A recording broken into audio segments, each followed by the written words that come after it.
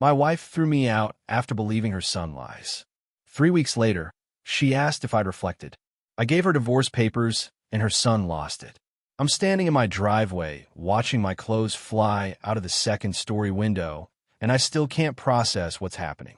My wife, Lauren, is screaming from up there, her face red with rage I've never seen before, telling me to get out of her house. Just this morning, we were having coffee together.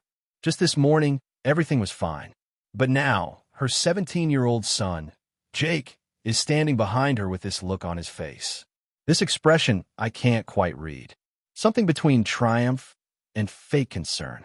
He's putting his hand on her shoulder like he's comforting her, but his eyes meet mine for just a second, and I swear I see a smirk. Let me back up and explain how I got to this nightmare moment. I met Lauren 4 years ago at a coffee shop where she worked as a manager.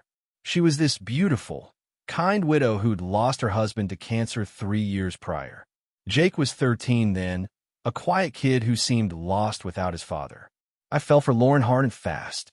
We dated for 8 months before I proposed, and she said yes with tears in her eyes. I promised her and Jake that I'd never try to replace his father, but I'd be there for both of them, always. The first 2 years were honestly great. Jake was distant with me, sure, but I understood. I never pushed, never demanded he call me dad or anything like that. I helped him with homework when he asked, drove him to his friends' houses, paid for his phone and clothes. I bought us a bigger house so he could have his own space. Lauren was happy, we were happy, and I thought Jake was adjusting. But looking back now, I can see when things started to shift, when the poison started dripping. About 8 or 9 months ago, Jake started making these little comments to his mother. I'd hear them sometimes when I walked into a room. Little things that sounded sweet on the surface, but had this edge to them. He'd tell her how beautiful she was, how she could be a model, how she deserved someone who treated her like a queen. I thought it was just a kid complimenting his mom. Or he'd bring up his dead father whenever Lauren and I set any kind of boundary, saying his dad would have let him do whatever it was he wanted. At first, Lauren would shut it down firmly, telling him to stop, that I was good to them. But the comments kept coming, subtle and constant, like water dripping on stone. He questioned why they had to follow my rules and what he called their house. I tried to talk to Lauren about it, suggesting that Jake might be having trouble adjusting, but she waved it off as typical teenage drama. But I noticed her looking at me differently sometimes, like she was studying me, searching for something. Then about 4 months ago, things got weirder. Jake would be this completely different person depending on whether his mother was in the room. When Lauren was around, he'd be laughing and joking with me, acting like we were buddies. But the second she left, his face would go blank, completely neutral, like I didn't exist. I tried to engage with him, suggest activities we could do together, and he'd just give me these flat one-word responses. Then Lauren would come back, and suddenly he'd be animated again. I started feeling crazy, like I was imagining the whole thing. The real explosion started 3 months ago when Jake asked me for a car. Not just any car, but a $35,000 BMW like his friend had. I sat him down and explained that was too much money, that we could find him a reliable used car for around $10,000, and he could get a part-time job to help with insurance. He stared at me like I'd slapped him, then stormed off to his room where I could hear him crying. That night, Lauren was ice cold, questioning whether it was really necessary to deny him, pointing out everything he'd been through, and asking if it would kill me to just give him this one thing. I was shocked because $35,000 for a teenager's first car was objectively insane. But she just turned away and said I didn't understand what it was like to be his mother. After that incident, everything changed like a switch had been flipped. Jake started having these whispered conversations with his mother that would stop abruptly when I entered the room. Lauren began questioning me out of nowhere, asking if I really liked Jake, why he felt like I was different when she wasn't around. I tried to defend myself, explaining that I was exactly the same person all the time, but she'd counter by asking why her son would lie. The fights became regular occurrences. Jake would claim I'd said something harsh to him, and Lauren would confront me about it. Every time I tried to defend myself, she'd ask if I was calling her son a liar, and I felt completely trapped.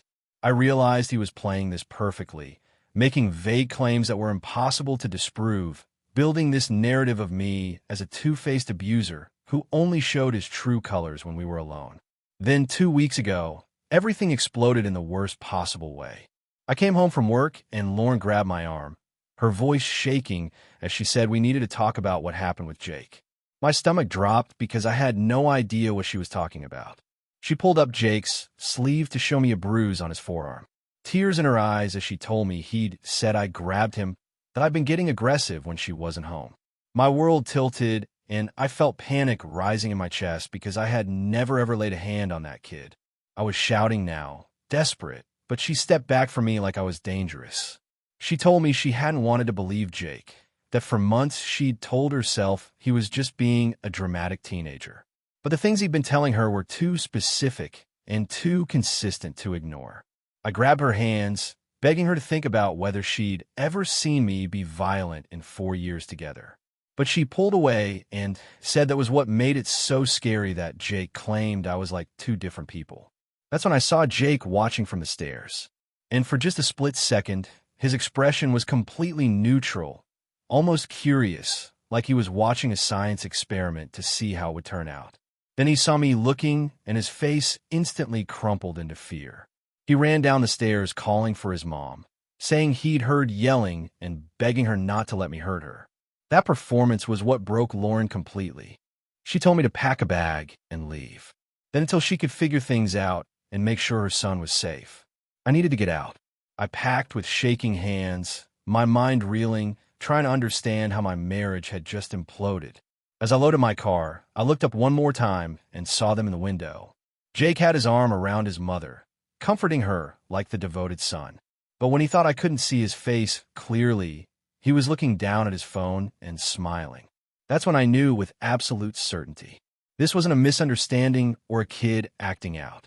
This was calculated and planned. And as I drove to my brother's house with my entire life in trash bags in my back seat, one question kept repeating in my mind like a hammer. How long had this 17-year-old kid been planning to destroy my marriage? And more importantly, why? I spent the first week at my brother's house in complete shock. Barely eating, barely sleeping, just replaying everything in my mind over and over. My brother Dave kept telling me to fight back, to call Lauren, to make her listen. But what was the point when she'd already decided I was the monster in this story? I must have called her 50 times that first week, and every single call went straight to voicemail. I texted her begging for a chance to talk to explain to show her that something was very wrong with Jake's story, but she never responded. By the second week, the shock started wearing off and something else took its place. Something cold and analytical. I started thinking about all those little moments over the past months. All those weird interactions that hadn't made sense at the time. Jake's performance on the stairs, that split second of curiosity before he put on his terrified act. It was too smooth, too practiced. That bruise on his arm had appeared at the perfect time, right after our biggest fight about the car and those whispered conversations with his mother that stopped when I entered rooms. What had he been filling her head with all those months? I realized I needed help. Real professional help. Because if Jake had been manipulating the situation this whole time, I needed proof. I called a lawyer first, a family law attorney named Patricia Chun, who came highly recommended. She listened to my story without interrupting, taking notes. And when I finished, she looked at me seriously. "Do you own the house?" she asked. I told her yes. I'd bought it before the marriage with my own money. She nodded and said that was good, that it gave me leverage, but we needed to move quickly on the divorce paperwork if that's what I wanted. I told her I wasn't sure yet. That part of me still hoped Lauren would come to her senses, and she gave me this sad smile. In my experience, when someone chooses to believe the worst about you without evidence, they've already made their choice, she said. That hit me hard, but I knew she was right. Then I hired a private investigator, a guy named Marcus, who specialized in infidelity and fraud cases. I felt ridiculous at first, like I was being paranoid, but I told him everything about Jake's behavior, the manipulation, the lies. Marcus didn't seem surprised at all. He told me he'd seen cases like this before. Kids who manipulated parents during divorces or blended family situations.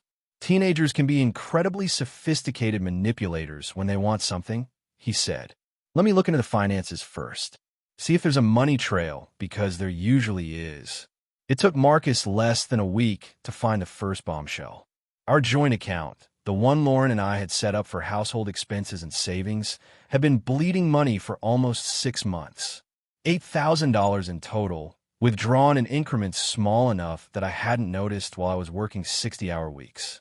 The charges were for gaming equipment, expensive clothes, electronics, DoorDash orders, sometimes twice a day. All of it tied back to Jake. But here's what made my blood run cold. Lauren had to have known. Several of the charges required parental approval. And there were bank statements showing she transferred money from our savings to cover the overdrafts Jake had created. She'd been hiding it from me, covering for him, probably because she knew I'd say no to that kind of frivolous spending. Marcus found something else, too. He pulled our credit report and found that Lauren had applied for a credit card in just her name 2 months ago, right around the time Jake's campaign against me had intensified.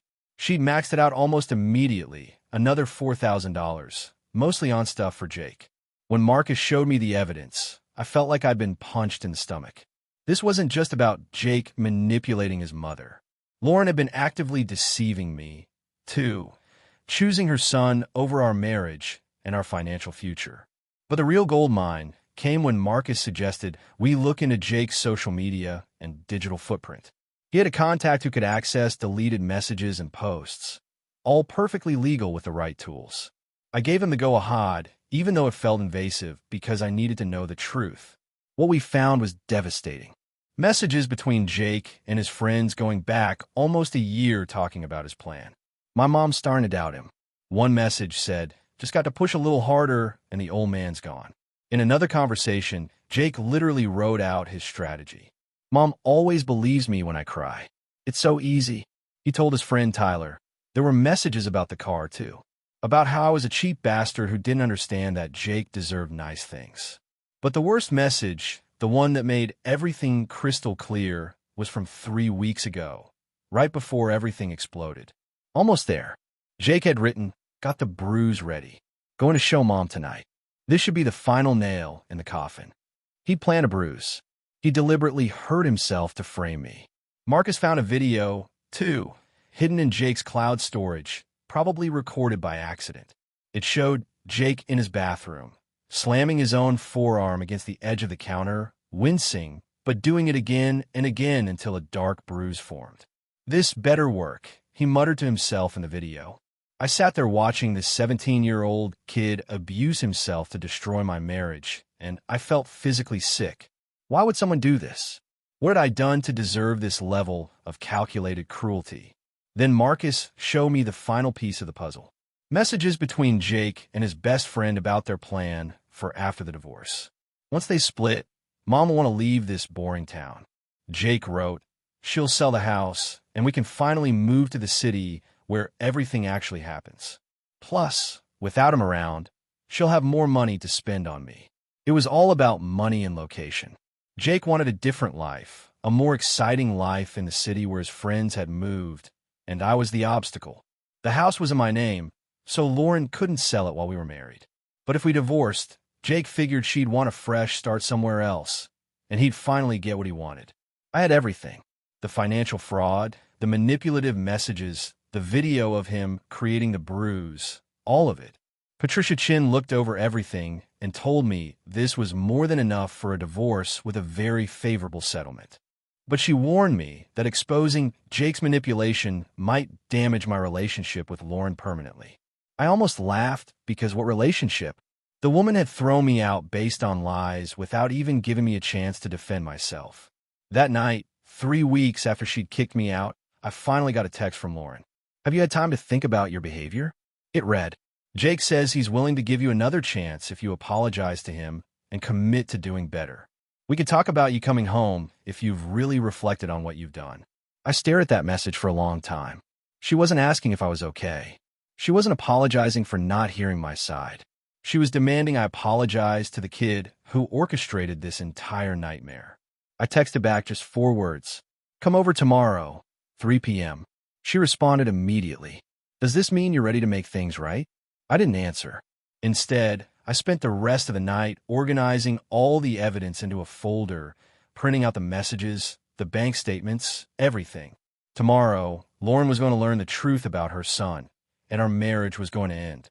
There was no coming back from this. Lauren arrived at the coffee shop at exactly 3:00 p.m., and I watched her through the window as she parked her car. She looked tired, thinner than I remembered, with dark circles under her eyes that makeup couldn't quite hide.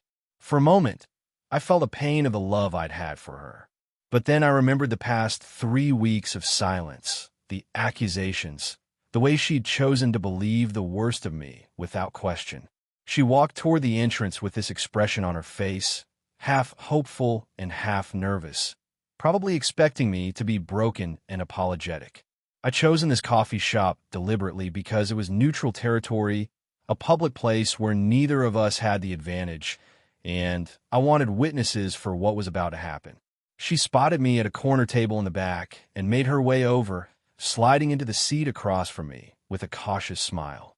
The coffee shop was busy enough that we had privacy, but not so empty that we were alone, and I positioned myself so I could see the parking lot through the window. She started talking almost immediately about how she and Jake had been discussing things, how maybe if I was willing to go to therapy and work on my anger issues, we could find a way forward. I let her talk for about 30 seconds before I held up my hand to stop her and slid a large manila folder across the small table. She looked at it confused, then back at me with questions in her eyes. I told her to open it, my voice flat and emotionless. She hesitated, then picked up the folder with shaking hands. The first thing she saw was the divorce paperwork, official and already signed by my lawyer. Her face went white, and she looked up at me with genuine shock, starting to say, "We could work through this." I just told her to keep looking. She flipped through the pages, and I watched her face change as she saw the bank statements, the credit card bills, the highlighted charges that showed $8,000 of her money spent by Jake. She tried to explain, but I cut her off and told her to keep going. Then she got to the printed messages, Jake's conversations with his friends, where he'd laid out his entire manipulation strategy. I saw the exact moment she read the words her son had written about how easy it was to make her believe him, how the old man would be gone soon.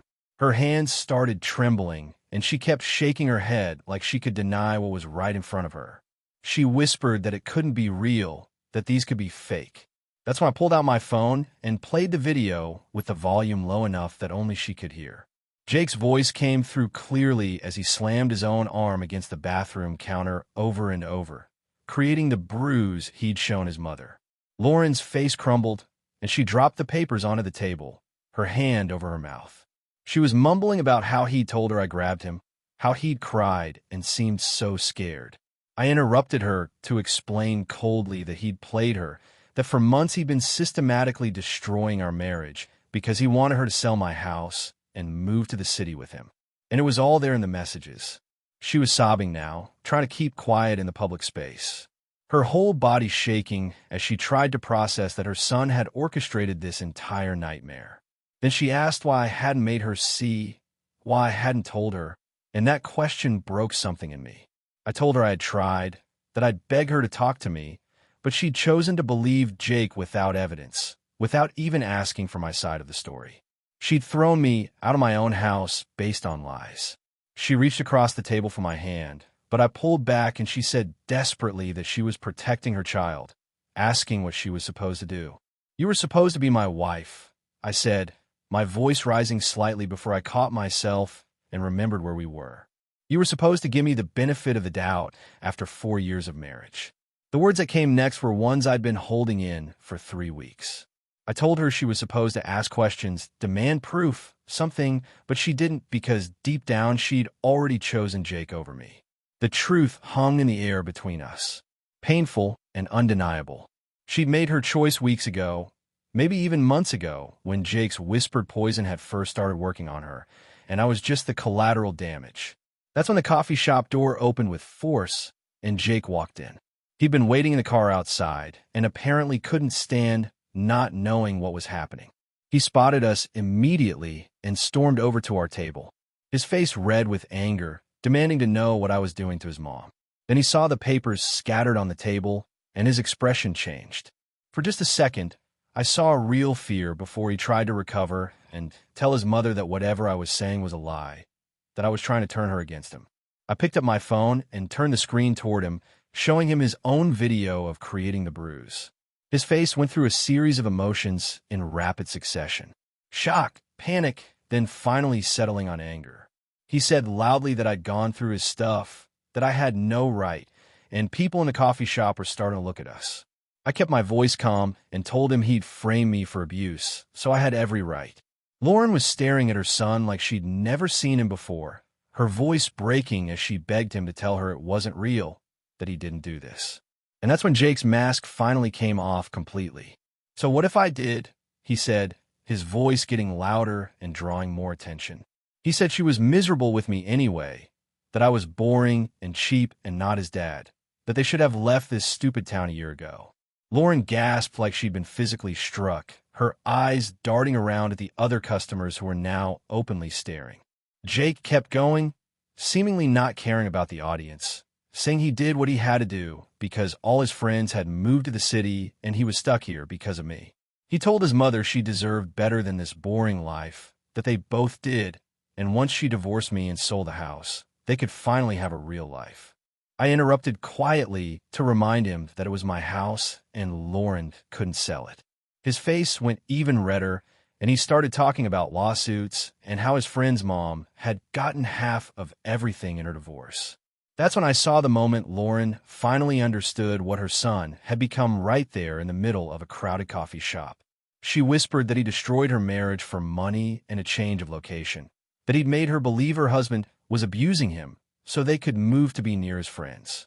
Jake tried to backtrack, suddenly aware of all the people watching, stammering that it wasn't like that he just wanted them to be happy together.